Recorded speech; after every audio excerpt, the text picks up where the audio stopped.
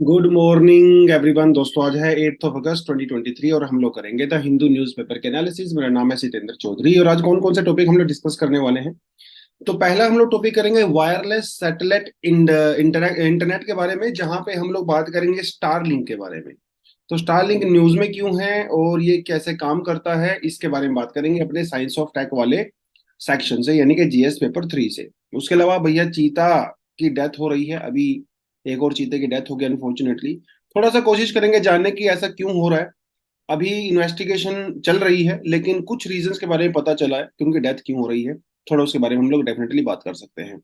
Super conductivity Korea में एक बड़ी ही जबरदस्त एक डेवलपमेंट हुई है साइंस वाले फील्ड में, जहां पे कुछ सुपर कंडक्टिव मटेरियल्स को डिस्कवर किया गया है जो कि रूम टेम्परेचर पे ही सुपर कंडक्टिविटी अचीव कर रहे हैं। तो सुपर कंडक्टिविटी क्या होता है, उस मटेरियल के बारे में भी थोड़ा सा बात करेंगे साइंस एंड टेक वाले पर्सपेक्टिव से। उसके अलावा डेटा प्रोटेक्शन बिल को पास कर दिया गया है, तो ये डेटा प्रोटेक्शन बिल के बारे में थोड़ा सा बात करेंगे। ज्यादा बात तब करेंगे जब यहाँ से कुछ एडिटोरियल आएगा। तो फिलहाल एडिटोरियल नहीं है तो थोड़ा सा हल्का सा ऊपर से बात कर सकते हैं, हालांकि हम लोग पहले इसके बारे में डिटेल में डिस्कशन कर चुके हैं। चलिए जी। उसके अलावा कुछ एमसीक्यूज हैं जो कल हम लोगों ने आपको दिए थे, उसके बारे में बात कर सकते हैं। लेकिन फ्रंट पेज पे क्या है वो थोड़ा देख लेते हैं।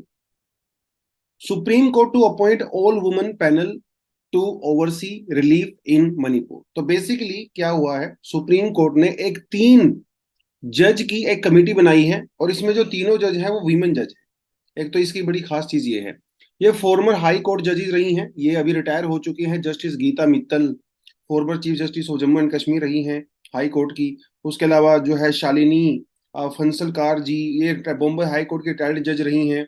जस्टिस आशा मेनन जी, ये दिल्ली हाई कोर्ट की जज रही हैं। तो इनके जो है एक कमेटी बनाई जाएगी, 3 मेंबर कमेटी, जो मणिपुर के अंदर जो रिलीफ अभी प्रोग्राम चल रहे हैं या जो कैंपिंग वगैरह वहां पे लग रहे हैं, जो एट्रोसिटीज वहां पे हुई हैं, उन सभी चीज को ये लोग मॉनिटर करेंगे और उसके बेसिस पे फिर रिपोर्ट बनाएंगे।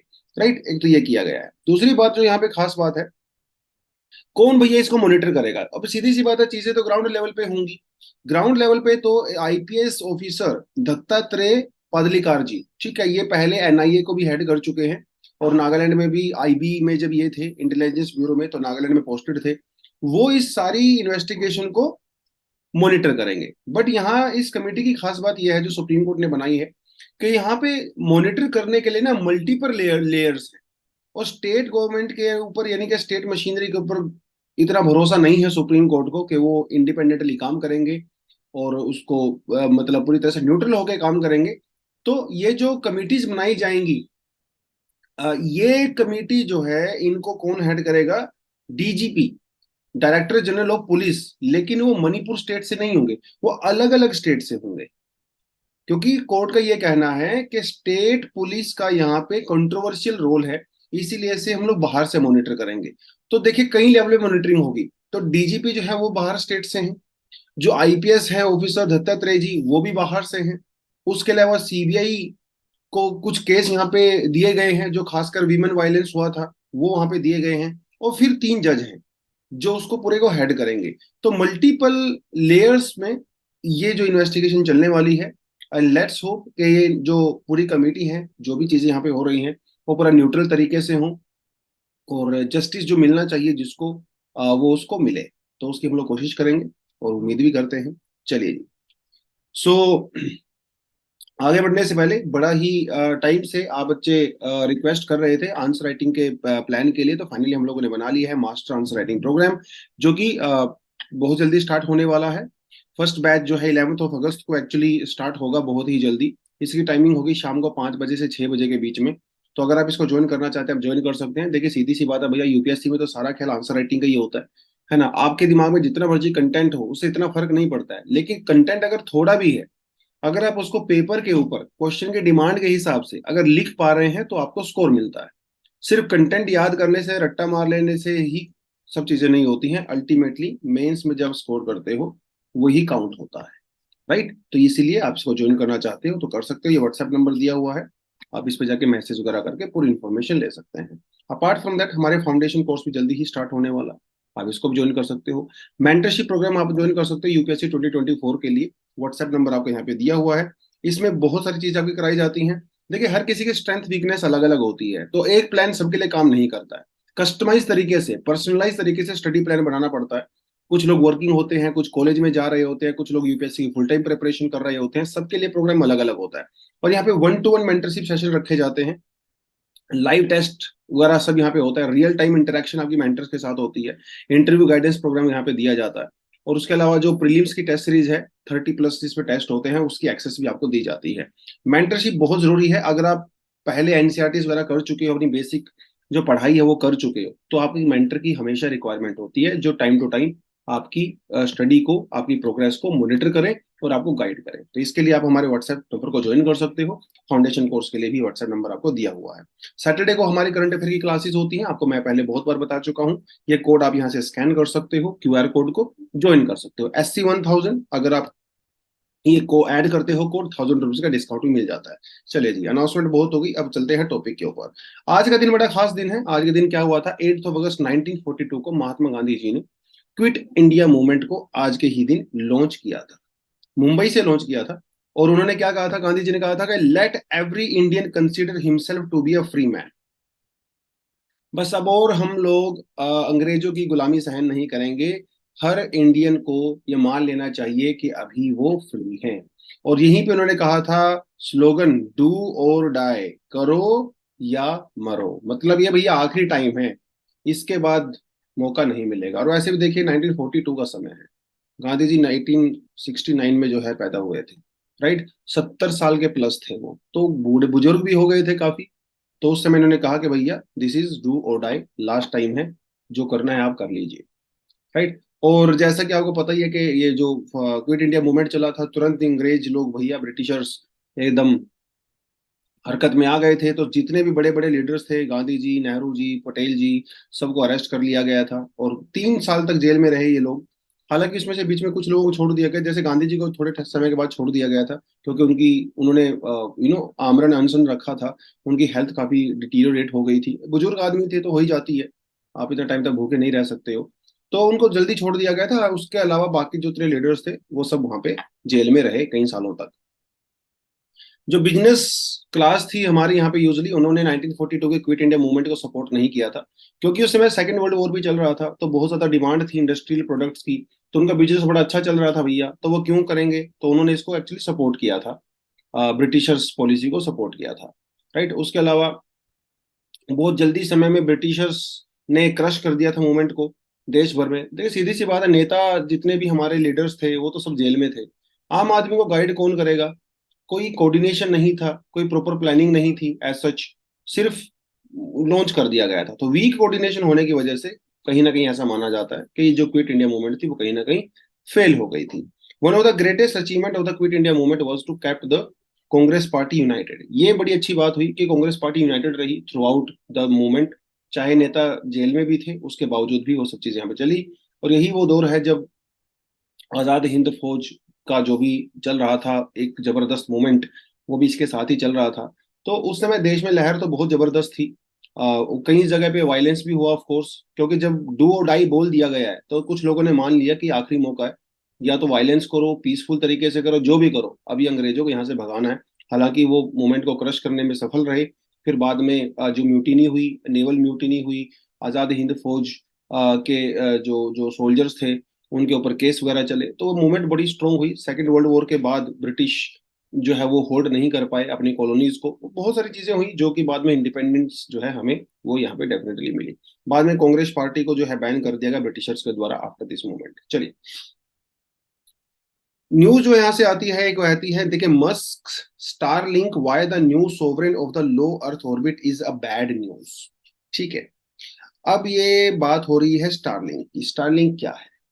स्टारलिंक बेसिकली हमारे अर्थ के चारों तरफ एक नेटवर्क है सैटेलाइट्स का।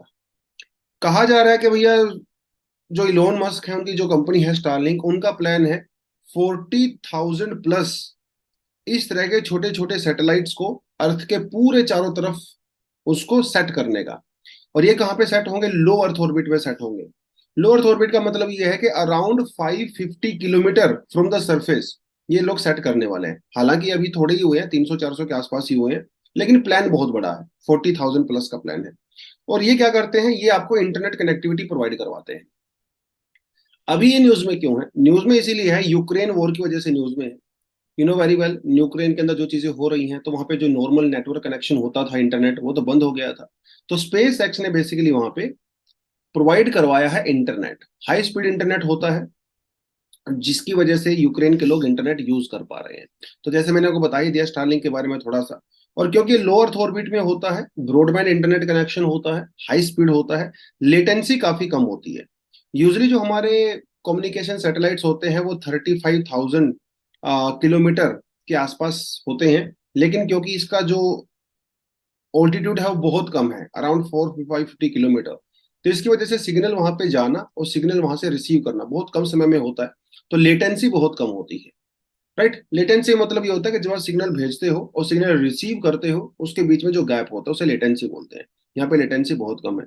इसका सबसे बड़ा बेनिफिट ये है कि जो रूरल एरियाज हैं, ज्योग्राफिकली जो आइसोलेटेड एरियाज है, पहाड़ वगैरह ये एंड डेजर्ट वगैरह में, वहां पे आप इंटरनेट की कनेक्टिविटी दे सकते हो।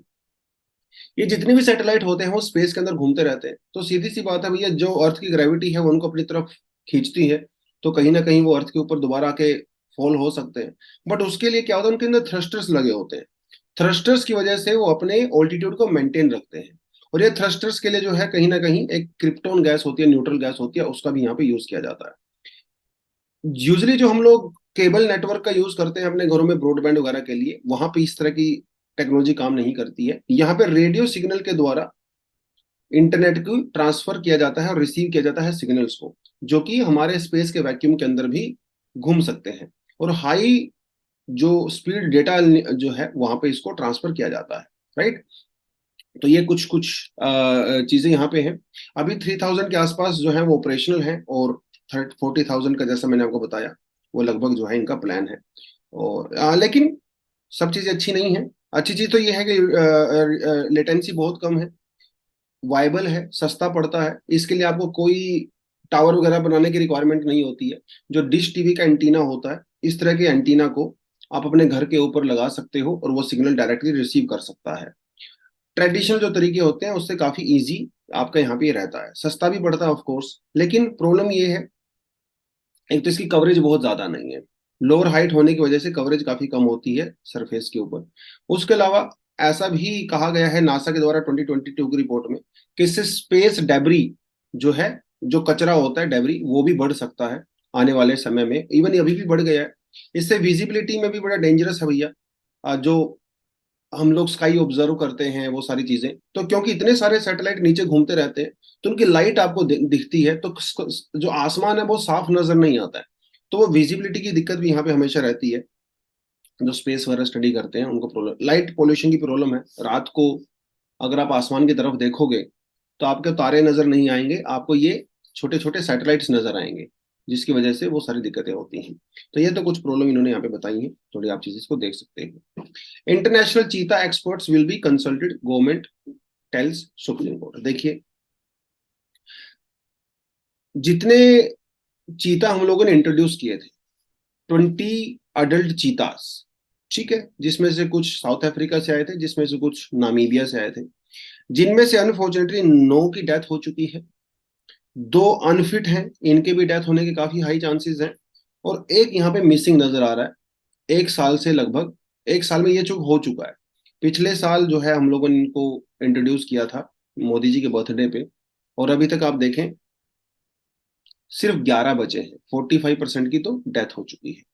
एक 4 बेबी भी हुए थे कब्स, जिनमें से 3 कब्स की डेथ हो चुकी है, सिर्फ एक कब्स ही बचा हुआ है, और वो सरवाइव करेगा कि नहीं करेगा उसका हमें कुछ पता नहीं है।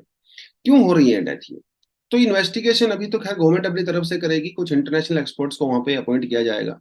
लेकिन फिलहाल जो प्राइमा फेसिया जो कारण नजर आ रहे हैं वो ये है कि तो जो क्यूनो का स्टाफ है, जो क्यूनो नेशनल पार्क जहाँ पे इंट्रोड्यूस किया गया है, वो इनएक्सपीरियंस्ड है। उनको प्रॉपर ट्रेनिंग वगैरह प्रोवाइड नहीं कराई गई। अगर करवाई भी गई है तो उनको उतना एक्सपर्टीज नहीं है। देखिए, ट्रेनिंग शॉर्ट टर्म के लिए काम कर सकते हैं, लॉन्ग टर्म के लिए एक्सपीरियंस ही काम आता है। राइट, रेडियो सिग्नल्स जो रेडियो कॉलर्स लगाए गए हैं चीते के गले में, उनके ऊपर बहुत ज्यादा भरोसा किया गया है, उनको मॉनिटरिंग वगैरह करने के लिए और सब करके। और ये रेडियो, ये कॉलर की वजह से भी उनको इन्फेक्शन हुआ है। और उसकी वजह से उनकी अनफॉर्चुनेट डेथ हुई है। तो फिजिकल चेक किया जाना चाहिए था रादर देन रेडियो सिग्नल्स की तरफ से। तो ये जो रेडियो कॉलर की जो घाव हुए हैं वो भी बहुत समय के लिए इग्नोर कर दिए गए। या तो उनको पता नहीं चला इनका घाव हुए हैं, अगर पता चला है तो इग्नोर कर दिया गया है अनफॉर्चुनेटली। तो और इन्फॉर्मेशन टाइम से जो है शेयर नहीं की गई। ये कुछ रीजंस है जिसकी वजह से अनफॉर्चुनेट उनकी डेथ हुई है। उसके अलावा अगर यहाँ पे देखें, जो जो लेपर्ड है, लेपर्ड की संख्या वहां पे बहुत ज्यादा बढ़ गई है पिछले कुछ समय में। तो सीधी सी बात है, लेपर्ड और चीता इनका जो प्रे है वो कॉमन ही होता है। तो लेपर्ड ज्यादा सूटेबल है कंडीशंस के, क्योंकि वो यहाँ पे इतने सालों से रह रहे हैं। चीता यहाँ पे नए हैं टेरिटरी में, वो सारी दिक्कतें हैं। और सिक्योरिटी के अंदर भी लैप्सेस नजर आए हैं कुछ, जिसकी वजह से पोचिंग के चांसेस भी बढ़े हैं। हालांकि अब तक पोचिंग हुई नहीं है, लेकिन चांसेस ऐसे बढ़े हैं। तो ये कुछ कारण है जिसकी वजह से अनफॉर्चुनेटली उनकी डेथ हो रही है। चीता की बड़े जोरों शोरों से हम लोगों ने चीता को इंट्रोड्यूस किया था। लेट्स होप कि चीजें यहीं पे जाके रुकें, इससे ज्यादा खराब ना हो। चीता को इंट्रोड्यूस करने से पहले जो दो कारण सबसे ज्यादा नजर आ रहे थे डेंजर के, एक तो ये था कि भैया चीता कन्फ्लिक्ट होगा, ह्यूमन कन्फ्लिक्ट, लेकिन ये हुआ नहीं है। राइट। दूसरा इन्होंने कहा था कि जो कॉम्पिटिटर्स हैं उनके साथ फाइट करने से भी इनकी डेथ हो सकती है, लेकिन ये भी नहीं हुआ। तो ऐसे कारणों की वजह से इनकी डेथ हो रही है जो कि एक्सपेक्ट नहीं किए, जिसके लिए हम लोगों ने प्रिपरेशन किया ही नहीं था। ये कॉलर लगाने से उनको घाव हो जाएगा, डेथ हो जाएगी, ये तो दूर दूर तक सोचा ही नहीं था। राइट। एक मदर थी जिन्होंने 4 बच्चे हुए, तो पहली बार वो मदर बनी, तो अनएक्सपीरियंस थी, जिसकी वजह से 3 कब्स की डेथ हो गई। वो टेक केयर नहीं कर पाई, अभी सिर्फ एक ही कब बचा हुआ है। ये चीजें हम लोगों ने एक्सपेक्ट ही नहीं किया था कि ऐसी चीजें भी वहां पे हो सकती हैं। राइट। तो क्योंकि तैयारी आपकी अच्छी नहीं है तो रिजल्ट भी अच्छा नहीं आएगा। ये चीज आप हर जगह इसको इम्प्लीमेंट कर सकते हो। Uno national park Madhya Pradesh को इसलिए चुना गया क्योंकि यहाँ की जो कंडीशंस हैं वो बिल्कुल अफ्रीका कंडीशंस के बिल्कुल मैच करती हैं। और अंदाजा लगाया गया था कि शायद यहाँ पे वो सस्टेन कर लेंगी। लेकिन लास्ट ईयर भी एक रिपोर्ट आई थी जिसमें ये कहा गया था कि जो क्यूनो नेशनल पार्क है वो एक्चुअली इतने ज्यादा चीतास को सपोर्ट कर ही नहीं सकता। At present there are about only 20 chital, जबकि कम से कम वहां पे 60 चीतल की रिक्वायरमेंट है, जो डियर होता है, जो उसका फूड होता है। This at the most would sustain only 15 elements. 12 से 15 चीता को ही सपोर्ट किया जा सकता था, लेकिन हम लोग वहां पे कितने ले आए? 20 ले आए। ये तो हमारी एडजस्टमेंट की आदत होती है हमेशा से, 3 की सीट पे 5 बैठ जाते हैं। तो ये इस तरह का एडजस्टमेंट किया गया। अरे भैया, जब कैपेसिटी 12-15 की थी तो 20 लेके क्यों आए? उसके अलावा जो जैसे नौरादेही वाइल्ड लाइफ सेंचुरी है, गंगा सागर जो वाइल्ड लाइफ सेंचुरी है, राइट, इनके बीच में और क्योनो नेशनल पार्क के बीच में जो कनेक्टिविटी होनी चाहिए थी ताकि ये चीताज मूव कर सकें, वो यहाँ पे नहीं हो पाया है। तो अभी एक मुकुंदरा जो कि रिजर्व है हमारा राजस्थान के अंदर, ये प्रपोजल आया है कि वहां पे हम लोग चीता को शिफ्ट कर सकते हैं। लेकिन भैया उसमें तो बहुत पैसा खर्च होगा। क्योनो नेशनल पार्क में हमने करोड़ों रुपए खर्चा किए और रिजल्ट क्या निकला? कुछ भी नहीं। तो अगर आप मुकुंदरा के ऊपर इतना पैसा करोड़ों खर्च करोगे और रिजल्ट वहां से भी नहीं निकलेगा, तो फिर क्या ही बेनिफिट है? तो 1952 में चीताज को एक्सटिंक्ट मान लिया गया था इंडिया में ऑफिशियली। उसके बाद से इसको अब इंट्रोड्यूस किया गया है। तो बहुत सारे लोगों का ये मानना है कि जब एक चीज एक्सटिंक्ट हो गई है तो आप उसको काहे रिवाइव कर रहे हो? अरे जो एक्सिस्टिंग बायोडाइवर्सिटी, आप उसका टेक केयर करिए। जो एग्जिस्टिंग एनिमल्स है हमारा, वो तो बेचारे मरे जा रहे हैं, आप बाहर से इंट्रोड्यूस कर रहे हो। तो सारा फोकस चीता के ऊपर ही कर दिया गया, दूसरी चीजों के ऊपर फोकस नहीं रहा। तो वो भी एक क्रिटिसिज्म यहाँ पे डेफिनेटली चलता है। चलिए जी, the quest for the room temperature superconductor. पिछले कई डेकेड से सुपर कंडक्टर को क्रिएट करना रूम टेम्परेचर पे हमारे फिजिसिस्ट के लिए और हमारे साइंटिस्ट के लिए एक बहुत ही जबरदस्त चैलेंज रहा है। कितने सारे दुनिया भर में एक्सपेरिमेंट किए जाते हैं कि एक सुपर कंडक्टर ऐसा बनाया जाए जो कि रूम टेम्परेचर पे काम करे। सुपर कंडक्टर क्या होता है? सुपर कंडक्टर मतलब ये होता है कि जहां पे लॉस जीरो होता है। यानी कि देखिए, ट्रांसमिशन होती है जहां से बिजली पैदा होती है, वहां जहां से हम लोग रिसीव करते हैं कंज्यूमर, यहाँ से बिजली पैदा होती है, जैसे कोई थर्मल पावर प्लांट वगैरह हो गया। यहां से जब आप इलेक्ट्रिसिटी को तारों से, वायर से ट्रांसफर करते हो, तो उसमें से बहुत सारी इलेक्ट्रिसिटी लॉस हो जाती है और हमें उसका कुछ परसेंटेज ही मिलता है। सुपर कंडक्टर क्या करता है, इसके अंदर लॉस जीरो होता है, यानी कि जितना प्रोड्यूस करते हो आप उतना ही रिसीव करते हो। तो ये एक तरह का बड़ा ही जबरदस्त रेवोल्यूशनरी डिस्कवरी होगा जिस दिन हम लोगों ने सुपर कंडक्टर को, कंडक्टिविटी को अचीव कर लिया। लेकिन क्या हम लोग सुपर कंडक्टिविटी अचीव कर पाते हैं? बिल्कुल कर पाते हैं, लेकिन वो होता है बहुत ही ज्यादा लो टेम्परेचर पे, बहुत ज्यादा लो टेम्परेचर पे होता है। उतना टेम्परेचर तो मेंटेन नहीं कर सकते, वो तो सिर्फ लेबोरेटरी के अंदर कर सकते हो। तो कोशिश की जाती है कि सुपर कंडक्टिविटी रूम टेम्परेचर पे अगर कर ली जाए तो हमारा जो ट्रांसमिशन सिस्टम है, सिर्फ ट्रांसमिशन सिस्टम ही नहीं बल्कि medical diagnosis, super spectrometers, nuclear reactor design, particle colliders, सब कुछ चेंज हो जाएगा। अगर रूम टेम्परेचर पे सुपर कंडक्टिविटी अचीव कर ली जाए तो अपनी इलेक्ट्रॉनिक इंडस्ट्री पूरी तरह से चेंज हो जाएगी। तो उसके लिए एक्सपेरिमेंट किए जाते हैं। तो अभी 21 तारीख को, लास्ट मंथ, कोरिया में कुछ फिजिसिस्ट ने ये अनाउंस किया है कि एक सुपर मटेरियल उन्होंने बनाया है जिसका नाम है LK99। ये प्रीलिम्स के लिए इंपॉर्टेंट है। और इस मटेरियल ने रूम टेम्परेचर के ऊपर सुपर कंडक्टिविटी अचीव करी है, नॉर्मल प्रेशर पे, नॉर्मल प्रेशर। अब ये देखिए, ये क्लेम क्या सही है पूरी तरह से ये हम लोग नहीं कह सकते। ऐसे क्लेम बार बार होते रहते हैं, झूठ होते हैं मोस्टली। अभी इसका पीयर रिव्यू किया जाएगा। लेकिन एक बात तो है, अगर बाई चांस ये सच्चा हुआ तो आने वाले कुछ सालों में ये टेक्नोलॉजी दुनिया की पूरी पिक्चर ही चेंज कर देगी, क्योंकि लॉस जो होता है इलेक्ट्रिसिटी का वो नहीं होगा, राइट। तो सुपर कंडक्टर प्रॉपर जो कंडक्टर्स होते हैं उनकी क्या प्रॉपर्टीज होती हैं? बेसिकली उसके अंदर चार मेजर प्रॉपर्टी होती हैं जिसके बेसिस पे हम लोग कहते हैं कि भी वो सुपर कंप्यूटर कंडक्टर है। पहली बात तो इलेक्ट्रॉनिक इफेक्ट, जैसे कि आपको बता ही दिया, यहाँ पे इलेक्ट्रिक करंट का जो रेजिस्टेंस है वो जीरो होता है। जो हमारी तारें होती हैं, जैसे हम लोग कहते हैं भैया सिल्वर वो बेस्ट कंडक्टर है, राइट। हम लोग बहुत सारे मटेरियल्स का यूज करते हैं कंडक्टिविटी के लिए। लेकिन जो तार होती है, वायर होती है, वो रेजिस्ट करती है करंट को फ्लो करने में, जिसे हम लोग रेजिस्टेंस कहते हैं। लेकिन सुपर कंडक्टिविटी में रेजिस्टेंस बिल्कुल जीरो हो जाता है। मैग्नेटिक इफेक्ट, अब यहाँ पे दो चीजें हैं। माँ एक पॉइंट होता है जिसे कहते हैं क्रिटिकल पॉइंट, ये आपने ध्यान रखना है, पूछ सकता है एग्जाम में आपसे। क्रिटिकल पॉइंट कह सकते हो, क्रिटिकल टेम्परेचर कह सकते हो। तो वो जो क्रिटिकल पॉइंट होता है, यहाँ पे जाके एक कंडक्टर सुपर कंडक्टर बन जाता है। इससे पहले वो नॉर्मल कंडक्टर होता है, इस पॉइंट पे जाके बन जाता है सुपर कंडक्टर। और इससे आगे अगर हम लोग टेम्परेचर को मेंटेन करते हैं तो वो सुपर कंडक्टिविटी भी मेंटेन रहती है। अब सोच के देखिए, मान लो यहाँ पे 25 डिग्री सेंटीग्रेड टेम्परेचर है, आप उसे रिड्यूस करना शुरू करते हो, 0 डिग्री, -50, -100, -150, और यहाँ पे मान लो उसने -200 पे अचीव कर लिया सुपर कंडक्टिविटी, मान लो। लेकिन अब ये देखिए जरा, जैसे ये ए पॉइंट है और यहाँ पे ये बी पॉइंट है, ए पॉइंट और बी पॉइंट के बीच की जो जर्नी होती है, इस जर्नी में रेजिस्टेंस कम होता रहता है।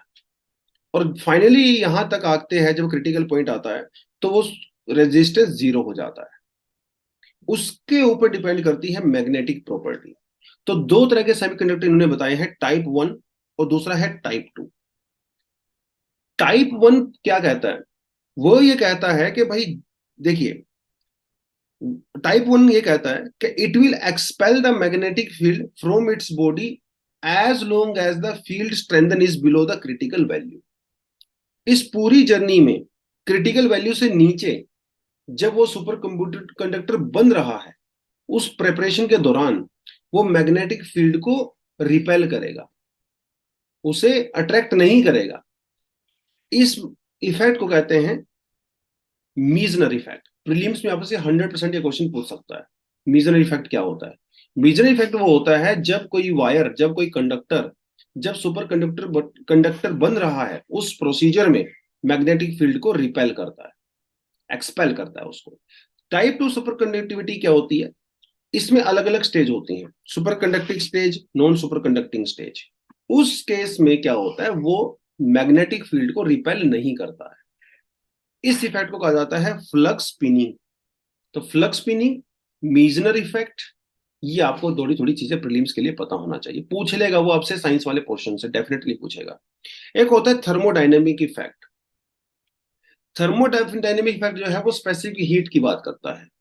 स्पेसिफिक हीट क्या होती है? स्पेसिफिक हीट वो हीट होती है जो किसी मटेरियल को चाहिए होती है अपने टेम्परेचर को 1 डिग्री सेंटीग्रेड इंक्रीज करने के लिए। As the material transition to the superconducting stage, the electronic specific heat drops. समझ रहे हो? जैसे जैसे कोई प्रोडक्ट सुपर कंप्यूटर बन रहा होता है, उसकी स्पेसिफिक हीट ड्रॉप होती रहती है। मतलब वो, उसको ज्यादा हीट नहीं चाहिए अपने टेम्परेचर को इंक्रीज करने के लिए, लेकिन जब वो बाद में नॉर्मल हो जाता है तो उसकी जो स्पेसिफिक हीट होती है वो दोबारा से इंक्रीज हो जाती है, यानी कि उसको टेम्परेचर ज्यादा चाहिए होता है। राइट, हीट उसको ज्यादा चाहिए होती है। स्पेक्ट्रोस्कोपिक इफेक्ट क्या कहता है? वो कहता है इलेक्ट्रॉन्स के बारे में बात करता है। The electrons in the material are forbidden from attaining certain energy level even if they could when the material wasn't superconductor when the scientist created this gap. मतलब जो हम एक करंट क्या होता है? Current is nothing but the flow of the electron. Right, और जब किसी मटेरियल को हीट करते हो तो आपके इलेक्ट्रॉन अनस्टेबल हो जाते हैं और वो अनस्टेबल स्टेज में चले जाते हैं। स्पेक्ट्रोस्कोपिक इफेक्ट ये कहता है कि इलेक्ट्रॉन्स जो होते हैं उनको फॉरबिड कर दिया जाता है एक सर्टेन एनर्जी लेवल को अटेन करने से। मतलब वो आपके फिक्स हो जाते हैं, स्टेबल हो जाते हैं। ये इनका ये कहना है, क्योंकि टेम्परेचर बहुत ज्यादा लो हो जाता है ना। टेम्परेचर जितना ज्यादा लो होगा इलेक्ट्रॉन उतने ही स्टेबल होते रहते हैं, और इलेक्ट्रॉन और टेम्परेचर जितना बढ़ेगा इलेक्ट्रॉन अनस्टेबल होते रहते हैं, क्योंकि वो अपने एटम्स को छोड़ के जा सकते हैं और हमारा जो मटेरियल है वो प्लाज्मा स्टेज में भी जा सकता है और जाता भी है। तो ये चार चीजें हैं जो थोड़ा सा आपको पढ़ना पड़ेगा साइंस के परस्पेक्टिव से। जिन स्टूडेंट्स को साइंस में बहुत ज्यादा इंटरेस्ट नहीं है उनके लिए टॉपिक डिफिकल्ट हो सकता है थोड़ा सा, लेकिन एग्जाम में क्वेश्चन यहाँ से डेफिनेटली पूछे जाते हैं। हर साल कुछ ना कुछ 5-6 क्वेश्चन जो है अपने साइंस वाले सेक्शन से आते हैं। चलिए जी। अमिड कंसर्न था Lok Sabha passes digital personal data protection bill. इसके बारे में हम लोग पहले डिस्कशन कर चुके हैं जब इसका प्रपोजल आया था।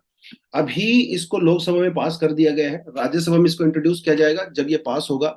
ठीक है, तब इसको हम लोग ज्यादा डिटेल में पढ़ेंगे डेफिनेटली। तो ये जो बिल से में ना कई सारे चेंजेस किए गए हैं। हमारा जो राइट टू इंफॉर्मेशन एक्ट है 2005 के अंदर भी चेंजेस किए गए हैं। ठीक है, उसके हमारा जो आईटी एक्ट है उसके अंदर भी चेंजेस किए गए हैं। कई सारे चेंजेस यहाँ पे हुए हैं। तो आज मैं आपको सिर्फ ऊपर से बताऊंगा कि ये है क्या। बेसिकली जैसे आपको कोई पर्सनल डेटा होता है, आपने कोई मोबाइल मान लो सिम लिया, दुकान पे आप जाते हो तो आपका आधार कार्ड आप उनको देते हो, आपके ईमेल आईडी आप उनको देते हो, ये आपका पर्सनल डेटा है। और वो कंपनी वाले कई बार क्या करते हैं, आपके पर्सनल डेटा को आगे फर्दर किसी और को शेयर कर देते हैं। आपका पर्सनल डेटा लीक हो जाता है। ठीक है, उसका मिसयूज भी हो सकता है आपके पर्सनल डेटा का, आपके मोबाइल वगैरह हैक हो जाता है, सब चीजें होती हैं। लेकिन 2017 में जो पुत्तु स्वामी केस था उसने क्या कहा था, आपका privacy is the fundamental right. इसका मतलब आगे पर्सनल डेटा को प्रोटेक्ट करने की जिम्मेदारी किसकी है? सरकार के ऊपर है। यस, इससे पहले हमारे पास कुछ ऐसा एक्ट था ही नहीं। तो एक्चुअली ये जो एक्ट आया है data personal data protection bill, ये आया इसीलिए है क्योंकि राइट टू प्राइवेसी को फंडामेंटल राइट डिक्लेयर कर दिया गया है। तो जो कंपनीज वगैरह होती हैं जिसे हम लोग फिड्यूसरी कहते हैं, ठीक है, ये कंपनी आपके पर्सनल डेटा को आपकी बिना मर्जी के, आपके बिना कंसेंट के आगे शेयर नहीं कर सकती है। ठीक है, ये यहाँ पे मेन इंपॉर्टेंट चीज है। इन पर्सनल डेटा को भी डिफाइन किया गया है, पहले पर्सनल डेटा को इंडिया में डिफाइन नहीं किया गया था। फ्यूडिशरी को डिफाइन किया गया है। फ्यूडिशरी मतलब जो कंपनी आपके डेटा को कलेक्ट करती हैं उनको भी यहाँ पे कहा गया है। और एक प्रोसीजर की बात कही गई है। The bill includes the processing of the personal data by both government and the private entities incorporated in India and also the entities incorporated overseas if they systematically deal with the data principal within the territory of India. जैसे मान लो आपको passport बनवाना है, yes, आपको birth certificate, death certificate, ration card, आपको मनरेगा के अंदर रजिस्टर्ड होना है, इसमें भी आपको आपका पर्सनल डेटा की रिक्वायरमेंट होती है। वो गवर्नमेंट कंपनी जो होती हैं, सरकारी जो एंटिटीज होती हैं, वो आपके डेटा को कलेक्ट करती हैं। इसी तरह से प्राइवेट एंटिटीज भी आपके डेटा को कलेक्ट करती हैं। बहुत ज्यादा सारा डेटा इंडियन सिटीजन का कलेक्ट किया जाता है ऑन द डेली बेसिस। और आपके डेटा को अनफॉर्चुनेटली बहुत बार शेयर भी कर दिया जाता है प्राइवेट प्रॉफिट्स के लिए। उस चीज को प्रोटेक्ट करना है, वो इन्होंने यहाँ पे कहा है। सुनने में तो बड़ा अच्छा लग रहा है, लेकिन यहाँ पे है कुछ क्रिटिसिज्म। इस आर्टिकल के अंदर कहा गया है कंसेंट की बात कही गई है, यानी कि बिना मेरे कंसेंट के मेरे डेटा को कहीं पे शेयर नहीं किया जाएगा। अगर किया जाता है तो उसकी प्रायर परमिशन मुझसे लेनी पड़ेगी। अगर मैं परमिशन दूंगा तभी मेरा डेटा शेयर होगा। बड़ी अच्छी बात है, राइट टू प्राइवेसी है भैया, फंडामेंटल राइट है। फिर भी क्रिटिसिज्म क्यों है? इसका क्रिटिसिज्म जो सबसे बड़ा वो यही है कि जो सेंट्रल गवर्नमेंट एजेंसीज हैं उनको यहाँ पे एग्जाम्पशंस दे दी गई हैं, उनको छूट दे दी गई है नेशनल सिक्योरिटी के नाम पे। सरकारी एजेंसीज आपके डेटा को यूज कर सकती है विदाउट योर परमिशन। यहां पे ये सबसे बड़ा क्रिटिसिज्म नजर आ रहा है। इसका मतलब आपके डेटा के ऊपर अभी गवर्नमेंट का पूरा कंट्रोल है, प्राइवेट कंपनीज को नहीं है, सरकार को तो है, जिसकी वजह से इसको सबसे ज्यादा क्रिटिसिज्म यहाँ पे किया जा रहा है। इवन एक बोर्ड को, डेटा प्रोटेक्शन बोर्ड को अपॉइंट करने की बात कही गई है, जो कि सारी चीजों को नजर रखेंगे, रेगुलेट करेंगे। इस बोर्ड के जो मेंबर हैं वो भी सेंट्रल गवर्नमेंट के द्वारा अपॉइंट किए जाएंगे। तो हर तरह से आपके डेटा के ऊपर किसका कंट्रोल हो गया जी? गवर्नमेंट का कंट्रोल हो गया, और उसको सरकार अपने प्रॉफिट के लिए डेफिनेटली मिसयूज कर सकती है। ये सबसे बड़ा क्रिटिसिज्म है। तो फिलहाल तो इतना ही है। अभी राज्यसभा में जब बिल जाएगा तब इसके बारे में हम लोग डेफिनेटली डिटेल में डिस्कशन करेंगे। पास होगा कि नहीं होगा, थोड़ा सा और ज्यादा डिस्कशन यहाँ पे डेफिनेटली कर सकते हैं। कल आपसे कुछ क्वेश्चंस पूछे थे मैंने एमसीक्यूज, जिसका आंसर यहाँ पे हो जाता है। देखिए इसका आंसर है rice 1, 3 and 4 only, alfalfa, chickpea, और जो है आपका क्लोवर। ठीक है, ये है nitrogen fixing plants. Apart from that एक एडिशनल आर्टिकल है, Chhattisgarh cabinet pave the way for the 32 tribal percent quota in the education. ठीक है, देखिए उन्होंने कहा है कि भैया जो एस सीज के लिए 12%, एस टीज के लिए 32%, ओबीसी के लिए 14% का रिजर्वेशन हम लोग देंगे, जो डेफिनेटली सुप्रीम कोर्ट की जो डेडलाइन है या एक लक्ष्मण रेखा है 50%, उसको ये ब्रीच करता है। तो इसके बारे में थोड़ा सा आप देख सकते हो। एडिशनल आर्टिकल है, इंडियन कॉन्स्टिट्यूशन में रिजर्वेशन को लेकर कई बातें कही गई हैं। आर्टिकल 15(4), 16(3), 16(4) फंडामेंटल राइट भी है भैया, एंड प्रियम्बल के बारे में भी यहाँ पे बात है। Constitution of India provides for the right to equality. A fundamental right is provide for the equality respective of the religion, race and all that. Supreme Court ने यह भी कहा कि जो रिजर्वेशन होती है ये एक प्रिविलेज है, ठीक है, ये एक राइट नहीं है। प्रिविलेज का मतलब ये है कि सरकार अगर चाहे तो इसको वापस ले सकती है। ये उनको दिया जाता है जो कि एजुकेशनली राइट, सोशली बैकवर्ड है। इकोनॉमिकली जो बैकवर्ड है वो रिजर्वेशन का क्राइटेरिया पहले नहीं था। अब जो इकोनॉमिकल वीकर सेक्शन को दिया जाता है रिजर्वेशन, उसके बाद से गरीबी भी रिजर्वेशन का कारण बना है। लेकिन हिस्टोरिकली देखें तो एजुकेशनली और सोशली बैकवर्ड कम्युनिटी को ही दिया जाता था, राइट। और इसको लेकर तो कंट्रोवर्सी भी है, सुप्रीम कोर्ट में भी केस चल रहा है, तो लेट्स सी उसमें क्या होगा। But yes, these are some of the additional articles आप पढ़ सकते हो। एक दो आर्टिकल थोड़ा और भी है लेकिन मुझे कुछ खास लगे नहीं, बट स्टिल जितना हम लोग ने डिस्कशन करना था यहाँ पे मेरे ख्याल से ठीक ठाक डिस्कशन कर लिया है। आज बहुत ऐसा आर्टिकल कुछ था नहीं जिसमें हम लोग बहुत ज्यादा डिटेल में जाए। तो स्टूडेंट आज के लिए इतना ही था। Thank you very much, all the best, जय हिंद।